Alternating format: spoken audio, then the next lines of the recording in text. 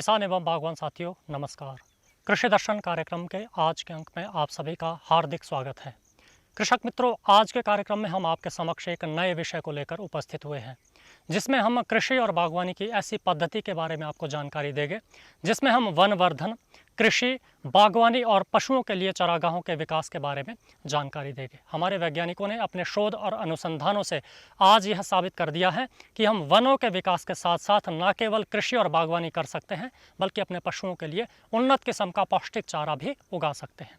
इसी विषय पर जानकारी देने के लिए आज हम औद्यानिकी एवं वानिकी विश्वविद्यालय नौणी के उद्यान महाविद्यालय के वनवर्धन एवं शस्य विज्ञान विभाग के प्राध्यापक डॉक्टर कश्मीर सिंह पंत से बातचीत करेंगे कि किस प्रकार से हम कृषि और वानिकी के साथ साथ जो खेतीबाड़ी की फसलें उन्हें उगा सकते हैं, और डॉक्टर रोहित वशिष्ठ से जानकारी लेंगे कि किस प्रकार से वनों के साथ हम उन्नत किस्म का चारा अपने चारागाहों में उगा सकते हैं। सबसे पहले हम बात करेंगे डॉक्टर कश्मीर सिंह पंत से कि कृषि एवं वानिकी के द्वारा हम वनवर्धन किस प्रकार कर सकते हैं। डॉक्टर कश्मीर सिंह पंत, कृषि दर्शन कार्यक्रम में आपका हार्दिक स्वागत है। डॉक्टर साहब, हमारे किसान बागवानों को सबसे पहले आप ये बताएं कि ये कृषि वानिकी, जिसको हम शस्य वानिकी भी बोलते हैं, ये कृषि और बागवानी की कौन सी तकनीक है, इसके हमारे किसानों और बागवानों के लिए क्या फ़ायदे हैं जी, और वर्तमान स्वरूप की अगर हम बात करें जी तो शस्य वानिकी के आपके पास कौन कौन से मॉडल वर्तमान में मौजूद है जिससे हमारे किसानों और बागवानों को फ़ायदा हो सकता है। कृषि का वानिकी का मतलब है कि पेड़ पौधे लगाना और उसके साथ अलग अलग की फसलें लगाना, लेकिन ये एग्जैक्ट डेफिनेशन एग्रो फॉरेस्ट्री की नहीं है। इसमें एक जो कंपोनेंट है वो तीसरा कंपोनेंट है एग्रो फॉरेस्ट्री का, पशुपालन। तो तीन चीज़ों के कम्बिनेशन को कृषि, पेड़ पौधे और पशु का कम्बिनेशन जब करते हैं हम, तो उसको हम कृषि वानिकी बोलते हैं। और इसके क्या फ़ायदे हैं, क्यों किसान बागवान इसको लगाए, तो सबसे बड़ा फ़ायदा तो क्या है कि डाइवर्सिफिकेशन, जिससे कि अपने ही फार्म से किसान जो है fuel wood, fodder, timber, small pole, ये सारी की सारी चीज़ें अपने ही फार्म से लेगा। इसके साथ फसलें, अलग अलग फसलें जैसे कि गेहूँ, मक्की, सोयाबीन और वेजिटेबल क्रॉप्स, ये सभी की सभी फसलें किसान अपने ही फार्म से ले सकता है अगर वो कृषि वानिकी को अडॉप्ट करे। साथ में वो अगर पशुपालन भी करता है तो और बहुत ही ज़्यादा होगा, उपयोगी होगा, क्योंकि पशुपालन, कृषि और पेड़ पौधे एक दूसरे से जुड़े हुए हैं, जिसको कि हम बोलते हैं कि these are the important component of agro forestry.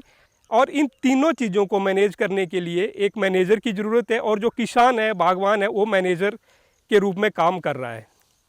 तो मैनेजर को क्या मिल रहा है किसी कृषि करके, सपोज जैसे कि हमारा ट्री कंपोनेंट है, उससे किसान क्या ले रहा है, एक तो जलाने के लिए लकड़ी मिल रही है, इमारती लकड़ी मिल रही है, पशुओं के लिए चारा मिल रहा है।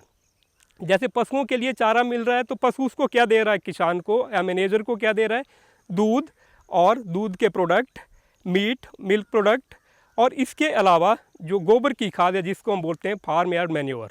और वो फार्म यार्ड मैन्योर कहाँ जाता है, खेतों में। और खेत से किसान को क्या मिल रहा है, जैसे गेहूँ लगा रहा है फार्मर या मक्की लगा रहा है तो उसको ग्रेन मिल रहा है, तो ग्रेन जो है वो मैनेजर ने कंज्यूम किया, जबकि स्ट्रॉ जो है वो किसने कंज्यूम किया, जानवर ने, पशु ने किया। तो इसी तरह ये सारे के सारे कंपोनेंट जो है एग्रो फॉरेस्ट्री के एक दूसरे से जुड़े हुए हैं, और वो सस्टेनेबिलिटी जो एक टिकाऊ प्रबंधन है खेती करने का, उसको बढ़ावा देता है। जहाँ तक इसके फ़ायदे की बात है कि एक तो मैंने कहा कि डाइवर्सिफिकेशन के अलग अलग प्रोडक्ट मिलेंगे, और दूसरा जो इम्पॉर्टेंट है कि अगर जैसे आजकल आप देख रहे हैं कि क्लाइमेट चेंज हो रहा है, कई बार टाइम से बारिश नहीं होती है, तो अगर हम तीन चीज़ों का समावेश एक ही फार्म के, एक ही ज़मीन के टुकड़े पे कर रहे हैं, तो जैसे कि ड्रॉट पड़ गया, बारिश नहीं हुई, तो जो हमारी एग्रीकल्चर क्रॉप्स है वो फेल हो गई। तो जो दो कंपोनेंट हैं हमारे, जैसे एक हमारा ट्री कंपोनेंट और एनिमल कंपोनेंट, वो फार्मर को कुछ ना कुछ इनकम देते हैं। तो हम इसको बोलते हैं कि यह कृषि वानिकी, this agroforestry act as a insurance against climatic hazard. जैसे कि हम इंश्योरेंस करते हैं बीमारी के लिए, अगर किसी की डेथ हो जाती है तो परिवार को कुछ ना कुछ मिलता है, तो इसी तरह जो कृषि वानिकी है ये भी एक इंश्योरेंस का काम करती है। तीसरा जो इसका फ़ायदा है, एम्प्लॉयमेंट जनरेशन। जो हमारे नौजवान हैं, जिन्होंने आजकल बहुत सारे लोगों ने खेती छोड़ दी है। क्यों छोड़ दी है? इसकी एक बड़ी वजह है कि जो जंगली जानवर हैं उनका बहुत बड़ा आतंक है। लेकिन अगर हम कृषि वानिकी को अडॉप्ट करते हैं तो इससे भी हम नजाकत पा सकते हैं। तो जहां हम खड़े हैं इस मॉडल को बोल रहे हैं एग्री सिल्वीकल्चर सिस्टम। इसमें एग्रीकल्चर क्रॉप आप देख रहे हैं कि ये टोमेटो लगाया है। इसमें टोमेटो की हमने 2 वैरायटी ली है, एक हिम सोना ली है और एक नवीन जो है वैरायटी हाइब्रिड वैरायटी ली है। और आप देख रहे हैं कि कितनी अच्छी इसकी ग्रोथ है, कितनी अच्छी इसकी प्रोडक्शन है। और जो दूसरे कंपोनेंट हैं, एक हमने ग्रीविया ऑप्टिवा जिसको ब्यूल बोलते हैं और दूसरा जो है मोरस मलबरी जिसको बोलते हैं। तो इनका हमने समावेश किया है ताकि एक ही ज़मीन से दोबारा हमारे को चारे के लिए भी चीज़ मिले और एग्रीकल्चर क्रॉप्स भी मिले।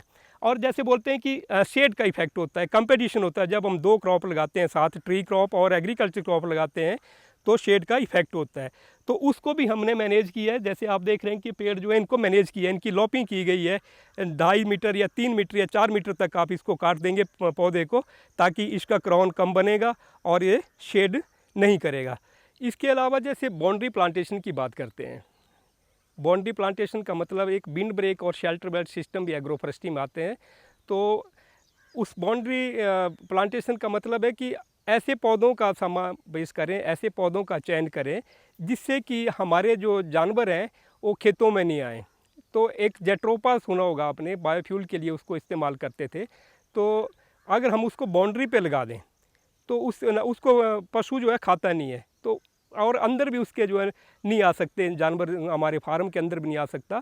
तो बाउंड्री प्लांटेशन भी एक अच्छा सिस्टम है, किसान अपने लिए वो भी कर सकते हैं। जैसे कि आजकल स्ट्रे एनिमल की बहुत सारी प्रॉब्लम है, तो निचले क्षेत्रों में ये है कि अगर जेट्रोपा की प्लांटेशन करें और कांटेदार जो झाड़ियाँ हैं उनकी भी प्लांटेशन करें बाउंड्री पे, तो वो उससे भी जो जंगली जानवर हैं उनसे फ़ायदा हो सकता है। डॉक्टर कश्मीर सिंह पंत, आप हमारे कार्यक्रम में शामिल हुए और आपने हमारे किसान बागवानों को कृषि वानिकी के फ़ायदे के बारे में और फसल विविधीकरण के बारे में विस्तृत जानकारी दी। इसके लिए आपका बहुत बहुत धन्यवाद। धन्यवाद। किसान एवं बागवान साथियों, अभी हमने बातचीत की डॉक्टर कश्मीर सिंह पंत से कि किस प्रकार से हम वनों के साथ खेतीबाड़ी कर सकते हैं। आइए इसी श्रृंखला में अब बात करते हैं डॉक्टर रोहित वशिष्ठ से कि हम किस प्रकार से वनों के साथ साथ चरागाहों का भी विस्तार कर सकते हैं, उनका विकास कर सकते हैं और अपने पशुओं के लिए उन्नत किस्म का चारा प्राप्त कर सकते हैं। क्योंकि आम तौर पर हमारे किसान बागवानों के मन में ये धारणा रहती है कि वनों के साथ हम खेतीबाड़ी और चरागाह का जो विकास है वो नहीं कर सकते हैं। हमारे वैज्ञानिकों ने अपने शोध से और अनुसंधान से यह साबित कर दिया है कि वनों के साथ साथ हम कृषि भी कर सकते हैं, वानिकी भी कर सकते हैं और चरागाहों का विकास भी कर सकते हैं। और डॉक्टर रोहित वशिष्ठ, कृषि दर्शन कार्यक्रम में आपका स्वागत है, अभिनंदन। धन्यवाद। डॉक्टर साहब, जैसा हम देखते हैं कि हिमाचल प्रदेश में जो पशुपालक हैं, कृषक हैं जी, उनके पास कम ज़मीन है और ऐसे में जो पौष्टिक चारा है उसका उत्पादन तो बहुत ही कम होता है, जिससे उनके जो पशु है उनको भरपूर मात्रा में पोषण मिल सके और उससे अच्छा वो दुग्ध उत्पादन भी ले सके। जी। तो ऐसे में अगर कृषि वानिकी के माध्यम से जो एक नई तकनीकी आपके विश्वविद्यालय ने विकसित की है, जी। उससे किस प्रकार से उन्नत किस्म का पशु चारा तैयार किया जा सकता है, विकसित किया जा सकता है, जिससे हमारे किसानों को और पशुपालकों को फ़ायदा मिले। जैसा कि आप जानते हैं, हिमाचल प्रदेश में चारे की बहुत कमी पाई जाती है। हिमाचल प्रदेश में करीब 40% चारे की कमी है। हरा चारा हमारे प्रदेश में बरसात के टाइम पर तो बहुत अधिक मात्रा में मिलता है, लेकिन सर्दियां और गर्मियों के टाइम पर हरे चारे की बहुत ज़्यादा कमी पाई जाती है। इसको पूरा करने, इसकी वजह से हमारे पशुपालक जो हैं पशुपालन का काम को धीरे धीरे करके छोड़ रहे हैं और इसी वजह से मॉडर्न डेयरी फार्म्स हिमाचल में ज़्यादा डेवलप नहीं हो पाए हैं। चारे की कमी का जहाँ तक सवाल है, इसके लिए कुछ पद्धतियाँ डेवलप की गई हैं, जैसे कि सिल्वी पास्चर सिस्टम्स और agrisilviculture systems. Silvipasture system उस तरह का सिस्टम है जिसमें पेड़ों के साथ साथ हमारे हरे चारे की घास को साथ में, उन्नत किस्म के घास को साथ में लगाया जाता है। यहाँ पर आप ग्रेविया जिसे ब्यूल, कचनार और मोगरस जिसे शहतूत कहते हैं, साथ में लुसीना इत्यादि को प्रयोग कर सकते हैं। इसके साथ साथ में इसकी ज़मीन के ऊपर आप उन्नत किस्म की चारे की फसलें, घास जैसे कि स्टेरिया, नेपियर बाजरा, गिन्नी ग्रास, इस तरह की घास को आप लगा सकते हैं। जो स्टेरिया, नेपियर बाजरा हैं, ये उन्नत किस्म की किस्में हैं और इनमें जो प्रोटीन की मात्रा होती है करीब 16 से 18% के बीच में रहती है, और इसकी वजह से पशु जो हैं इन्हें बहुत चाव से खाते हैं और ये पशुओं में दूध उत्पादन को भी बढ़ाते हैं। जो दूसरा सिस्टम है वो एग्री सिल्वी पास्चर का सिस्टम होता है, एग्री सिल्वी कल्चर का सिस्टम है। इस सिस्टम में क्रॉप कंपोनेंट को ट्रीज़ के साथ लगाया जाता है।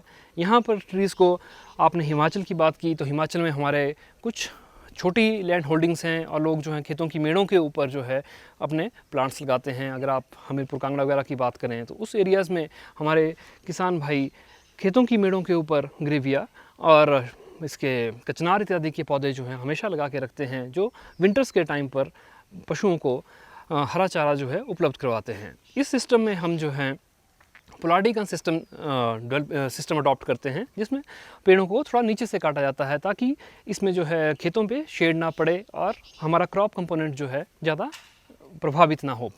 इस सिस्टम में चारे के लिए आप गर्मियों के टाइम पर मक्की, चरी, काउपी और सर्दियों के टाइम पर बरसीम, जवी इत्यादि को प्रयोग में ला सकते हैं। सिल्वी पास्चर सिस्टम जो है वो हमारे घासनियों के लिए बहुत अच्छा सिस्टम है। इस सिस्टम में हम पेड़ों के साथ साथ कुछ घास की किस्में भी लगाते हैं।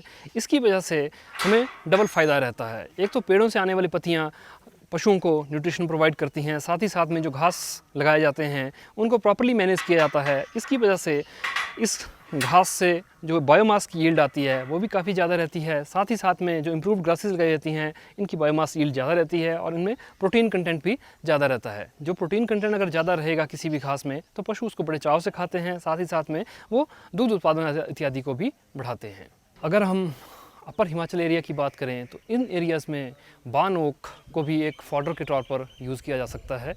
बान ओक इस पौधे में टेनिन्स की मात्रा कुछ ज़्यादा रहती है, जिसकी वजह से पशु जो हैं इसे थोड़ा कम खाते हैं, लेकिन इससे प्राप्त होने वाली पत्तियों को सर्दियों के टाइम पर कम मात्रा में पशुओं के चारे में यूज़ किया जा सकता है। साथ ही साथ में अगर हम लोअर हिमाचल की बात करें तो पिटोस्पर्मम एक अच्छा पौधा है जिसमें करीब 16 से 18% तक प्रोटीन कंटेंट रहता है, जिसकी वजह से पशु इसे बड़े चाव से खाते हैं। डॉक्टर रोहित वशिष्ठ, आप हमारे कार्यक्रम में सम्मिलित हुए और आपने हमारे किसानों के लिए कृषि वानिकी के द्वारा चारा प्रबंधन के बारे में महत्वपूर्ण जानकारी दी। इसके लिए आपका धन्यवाद। जी। किसान एवं बागवान साथियों, कृषकों के लिए कृषि बागवानी के विभिन्न मॉडल, फसल विविधता एवं चारा प्रबंधन विषय पर हमने विस्तृत जानकारी आपके समक्ष प्रस्तुत की।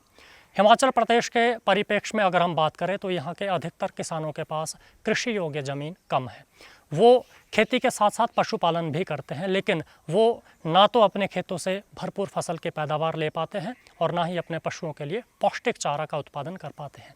ऐसे में वो कृषि वानिकी के द्वारा अपने खेतों में वृक्ष लगाकर उसके साथ साथ बागवानी और कृषि की फसलें लेने के साथ साथ उत्तम किस्म का पौष्टिक चारा भी उगा सकते हैं अगर वो कृषि वानिकी की इस तकनीक को अपनाते हैं। हम उम्मीद करते हैं कि वो इस कार्यक्रम के माध्यम से जानकारी प्राप्त करके ज़रूर लाभ उठाएंगे और अपनी शंकाओं के निवारण के लिए वो औद्यानिकी एवं वानिकी विश्वविद्यालय नौणी के वैज्ञानिकों से भी संपर्क करते हैं। हमारे वैज्ञानिक हमारे किसानों और बागवानों की हर संभव सहायता करने के लिए हमेशा तत्पर है। हम उम्मीद करते हैं कि आज के कार्यक्रम से आप ज़रूर लाभान्वित हुए होंगे। इसी के साथ आज के कार्यक्रम को यहीं पर संपन्न करते हैं। अनुमति दीजिए। आप सभी को नमस्कार।